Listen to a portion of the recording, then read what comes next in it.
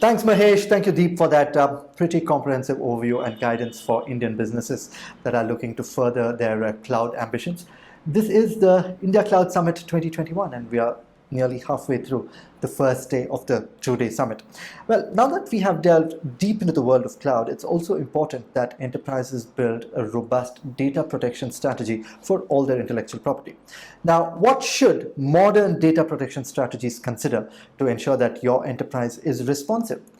Dynamic CIO's executive editor Ashwani Mishra leads a panel discussion. To find out more about this, and joining him are Sandeep Bambore, the managing director for Veeam Software India and SAARC, and Gyan Pandey, global and group CIO for Aurobindo Pharma. Over to you, Ashwani. Thank you for the introduction, Ashwin. Welcome to all our viewers for this conversation. It is a privilege to host this session with two senior leaders from the industry. Thank you, Gyan and Sandeep, for joining this conversation and look forward to some interesting insights. Happy to be here. Thank you very much. Pleasure here to meet you guys. It's a privilege to host both of you. Thank you. Our CIOs today are at the helm of things and have the responsibility to implement new and strategic technologies that helps improves customer service, drive product innovation, and help businesses deliver better financial results. And while doing all this, they have to mitigate the risks that are associated with the business, secure their organization's data, and keep the IT stack modern and effective. As large organizations with complex IT environments, how should CIOs and IT leaders plan for this data protection journey?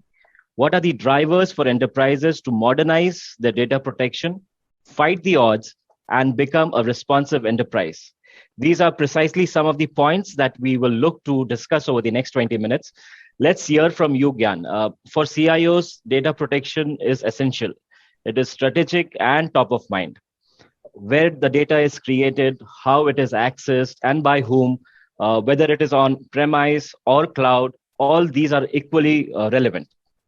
From a pharma perspective that is highly regulated, how are you rethinking your approach towards data protection?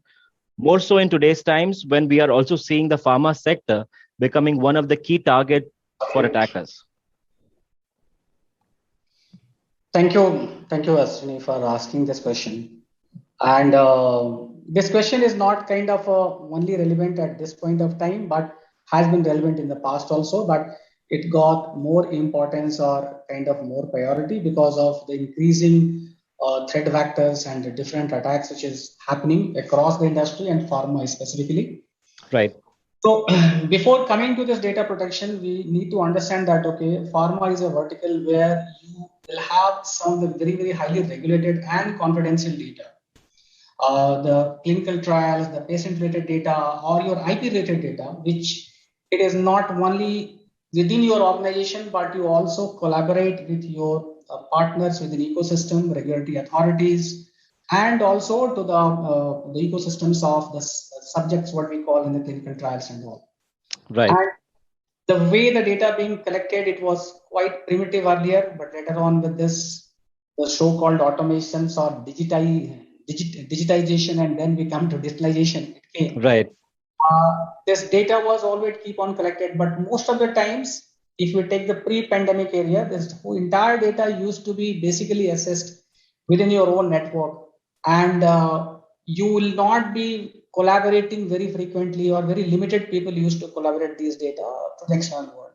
So to a large extent, even though there was vulnerabilities and this data might not have system-wise protection, but network-wise, as it was not very exposed and collaborated outside, you were still protected. But the pandemic put a completely different kind of challenges. The challenges is that you need to adopt this remote working and working from anywhere, any device, anytime. That made you compulsory, and pharma being a sector where they cannot stop the operations, they have to still run their operations probably more efficiently, more productively in order to deliver the drugs. Right. And then it becomes quite important to expose it out, whatever secured way you should do. And pharma, if you talk about not from IT but from OT aspect, primarily it is running on the kind of devices with whether it is OS or whether it is application version. These are all running N-3, N-4 generations. And all of a sudden, when you have to go to this exposing everything or enabling them to work remotely, it has quite a degree of risk associated with this, because you cannot harden the entire IT landscape or infrastructure just overnight. And you have to take a calculated risk in exposing. And that risks not only your cyber threat, but more importantly, your data protection, data privacy also comes into the picture. Now, with the GDPR coming also 2-3 years back, and the Privacy Act also coming in India, it becomes far more important that how we can make this data security more prevalent. So it has been a journey, and over a period, how we have been doing this distillation, the data protection also started. There are statutes which mandatorily ask you to put a kind of full-time DPO, data protection officers, who basically gives a governing body in terms of the policy procedures, and then augmented with either with the systems or with the manual processes to control that. But even if that is not there, still you need to have the data protections. And for that, the most important thing which has evolved in this pandemic scenario and the post-pandemic, and what we have observed, that even though the technology was there have been n number of security-related solutions. You have your perimeter protections, you have your DLP, you have your EDRs, you will have your SOC centers, and you will have your backups and everything. But still, the cyber breach has happened. The data has been stolen, and organizations and enterprises has gone into deep trouble. Operations have been stopped, and there is of course the brand equity loss and reputation loss. So the reality of the fact is the pharma companies realize this based on whatever has happened to some of the big pharma companies which were in the public domain news also. And True, yes. but there are smaller incidents for one or other kind of pharma companies as well. There has been recovery, but in that recovery, there has been also a very strong lesson came out. And that lesson is that, okay, you have to harden your infrastructure. At the same time, it is not only system, it's not only technology solutions, but more importantly, your employees and your partners, whether it is suppliers, customers, or any other third party, they also need to be brought in the same Same scope, ecosystem, right? educated. And we have seen so prevalent cyber attacks and breaches happens more on the social engineering side. People might be using their own devices where you do not have this your corporate hardening, that your USB is disabled, they cannot run the software which is not authorized. They have to connect through the VPN. That VPN configurations and settings, to what great extent it is done, because you are running your help desk also in a virtual way, and they have to support thousands of users across the globe, and Right. they not be doing that rigor properly. And there is no, you do not have even bandwidth to ensure that that rigor is implemented. So there has been always a risk of possibility of probability that in your existing processes itself, you might be missing certain things which could become very, very vulnerable. So there was a kind of, I will say that in that way, things has to move parallelly. So most of the companies, the bigger companies have embraced early, and the others are also in the process of that. A continuous education of all your employees, all your partners on the cyber security awareness, so as if there is something which is suspicious, what they are supposed to do, whom they have to reach.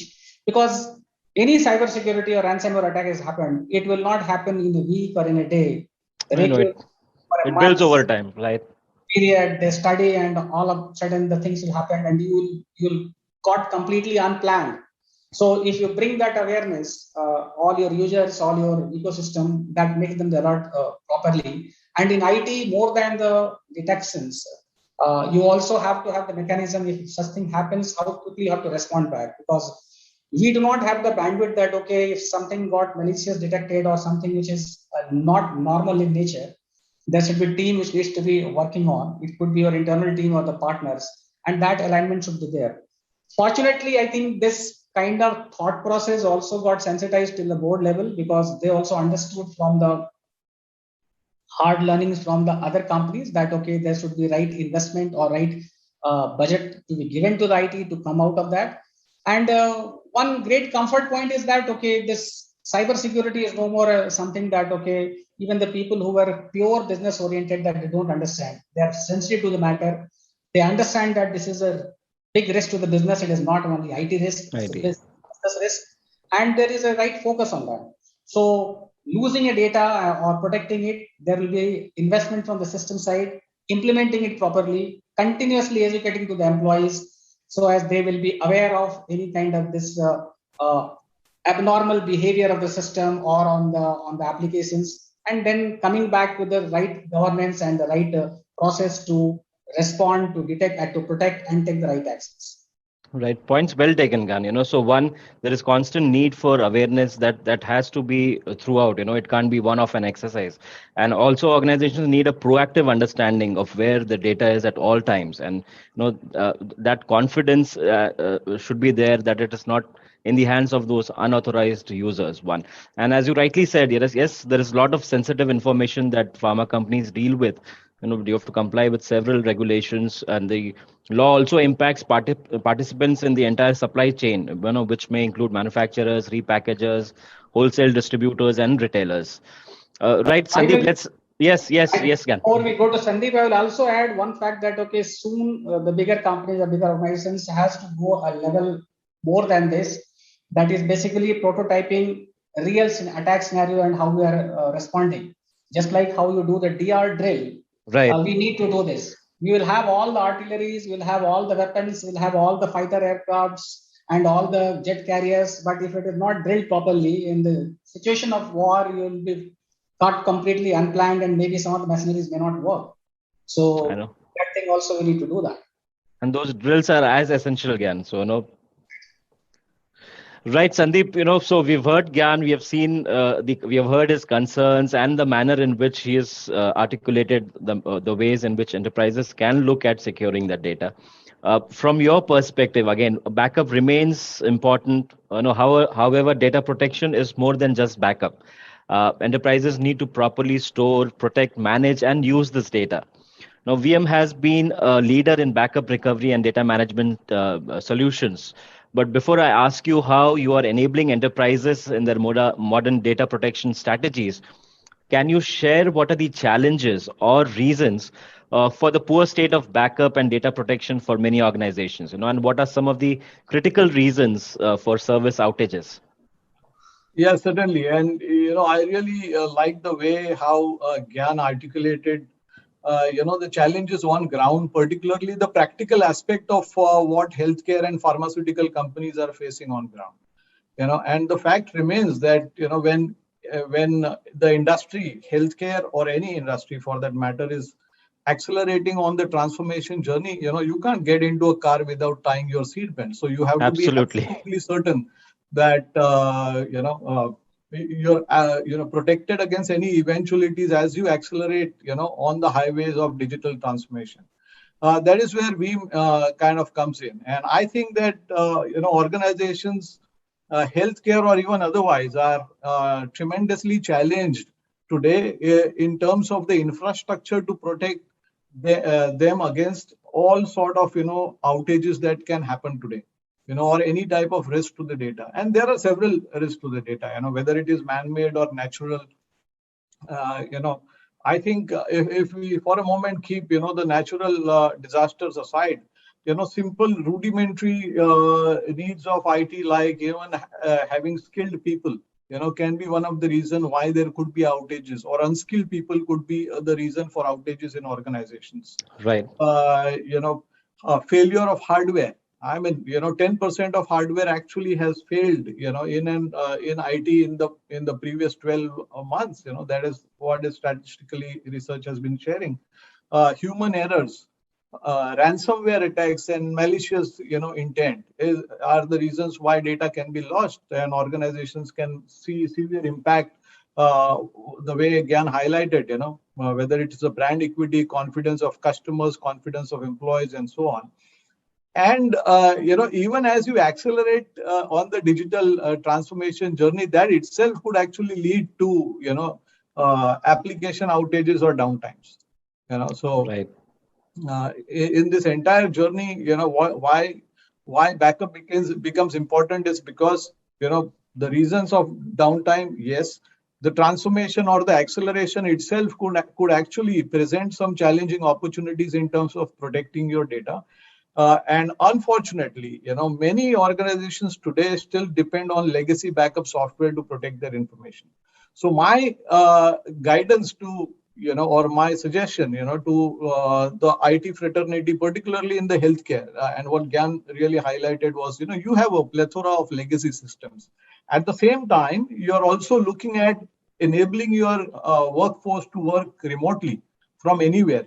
There are initiatives and modern applications like LIMS. There could be cloud initiatives. There could be, for hospitals, looking at PACS and so much of unstructured data, R&D data, which is so confidential to, a pharma company, which most pharma companies would want to preserve on-prem than rather putting it on cloud. All right. of these practical challenges, when you look at, you got to have a backup strategy which is more forward-looking than looking at, just protecting the legacy backup, legacy, applications that are there on the ground.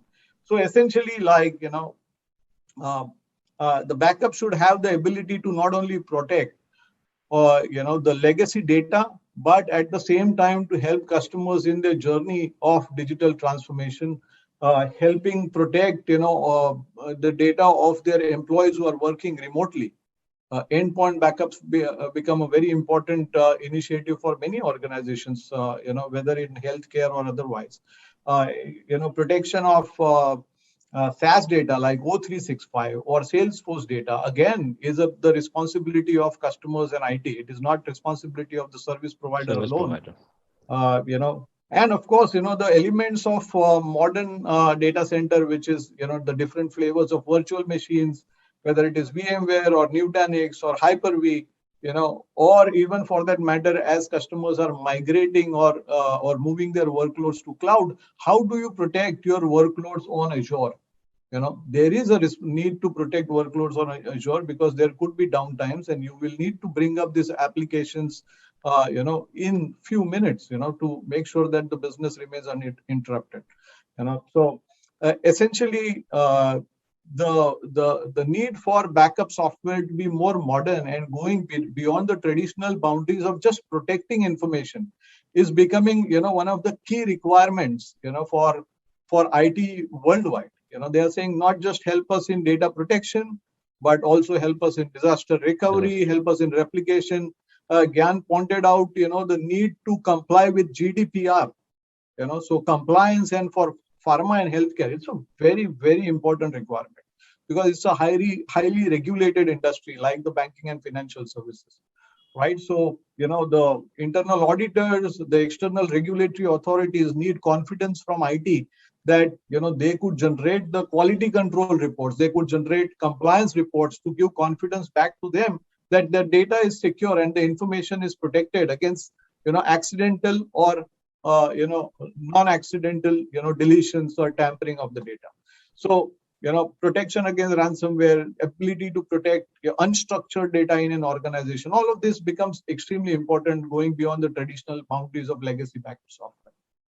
Right, points well taken, Sandeep, and you touched upon some very relevant ones. For example, the concern of legacy infrastructure within the organization. That's a huge concern. And forward looking, they should be looking at cloud for some of these solutions. Gyan, again coming back to you, how are you looking to modernize your data protection strategy to enforce and execute data governance, and while doing this, also look at lowering costs, have a fast data recovery, cloud integration, and business agility? Yeah. So I echo 100% consent what Sandeep just concluded, because backup is one of the most significant element in terms of your data protection, or in terms of ensuring that in case of any kind of ransomware attack or any threat, you are able to recover the data. And I also agree to the fact that, okay, whatever the backup solutions you are going to have, it should not be siloed for a technology or for the where your applications or services are being hosted. It should be flexible and it should be future looking. So as in the future also, if you are taking some of your workloads from on-premise to the on-cloud, if you are in the process of modernizing some of your applications and moving those workloads to the on-cloud, you should not change your backup solutions. You can still do this. And most important part, I think, backup was there earlier also. And because there was not so much of frequent incidents happening that the people will be testing that how the backup is working or restoring them. So backup was there, it will be there in the LTO tapes, it will be kept there. Sometimes secondary copy will be kept at some place, sometimes may not be that. So that, I will say, the rigor and the governance for that was not in place. But nowadays, the backup is not only a process, but also you need to ensure that, okay, we are testing out that this backup is working properly. And when we test it out, the recovery time, that means restoring the data from the backups in the shortest time with all those, whether it is required of connecting again back to the other applications, that is also crucial. If restoration of the data takes days together, it is not going to help the business.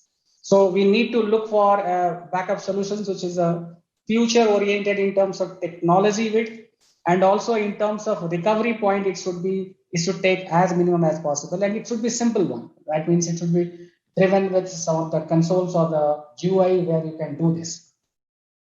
Coming back to your original question, that what Aurobindo is doing or what we are looking forward in pharma in general, that for data protections. So look, this journey whole starts that to start things from the scratch, even though the things are in place, but it's always better that, okay, you ensure that those foundations are laid out properly and there is a governance mechanism to ensure that they continue properly. For example, Right. every organization should have the password complexity security mechanism. But every organization, especially in the manufacturing, there will be some very senior people or some people who will not be accessing applications frequently. Their passwords will still remain the same. It will not be changed, or they will basically be scolding on the IT guys that, okay, why you have changed it and all. These kind of things will happen, but it is no more a kind of prevalent now. Most of the companies and most of even people who are senior enough, they have also understood that what is the risk of that. So Right. you ensure that you have 100% complex and right password policy implementations on all your workforces and your partners, whether your services are on-premise or in cloud. Second, making your install base completely compliant with the latest patches in security. That has been another problem. You'll have one server which is always in LAN. You don't bother because business has never asked that application to be upgraded or there is any problem. IT is also not bothered. Irrespective of that, IT has to proactively ensure that it is being patched properly. Third part is, I will say that the other third fundamental things is that all end devices, the way they are connecting and the way they are configured, it has to be regularly monitored and checked. And if, let's say, if your endpoint protection or your EDR is giving certain alerts or warnings, there should be a team which needs to look into this. So generally in the internal IT, these kinds of work will not be there. People will go for SOC services from third party, but SOC will also give that report, people will not act. So True. there needs to be ensuring some kind of SLA internal and with the party that, okay, if there's an alert, with all the service administrators, this needs to be fixed. And there should be a team who needs to think beyond that. Just fixing a problem or fixing a symptom is not a solution. You need to see that why it has come and how we can proactively fix it in the future. And if required, probably to do a deep dive that, okay, whether it has come from some kind of phishing attack or some kind of social engineering, and you need to look into that. The fourth part, when you have established all these things properly, you definitely need to upgrade on the technology side. Whether if you have already implemented DLP, whether DLP is only for email or DLP is also for your file servers, your SharePoint, your applications, your network, that you need to extend it. Implementing anything in the security, it will be a challenge because IT has to ready psychologically and also with the technologically that, okay, there will be a lot of resistance. Users will not be comfortable with that. So educating them, bringing them to knowledge why we are doing, because this is a change management which is not demanded by the business or business process. It is a change management which IT is triggering. Now, when IT is triggering, if you put this password to be expire every 30 days and should be 12 characters, every user will be upset. The user is high profile, he will not bother about this. He will definitely react on this. You have to be ready. You have to make your team to be mentally hardened enough that they should be ready to hear it. After hearing, they should respond that why it is needed. And constantly this effort should be on there to educating them.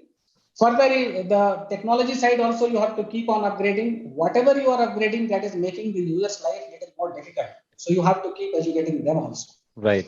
It all depends that, okay, you currently there is no solution in the market which will ensure that there is a coverage of your network, your applications, your endpoints, your data centers, everything coming as single solutions. Every component of the technology has a different cybersecurity solutions or IT security solutions.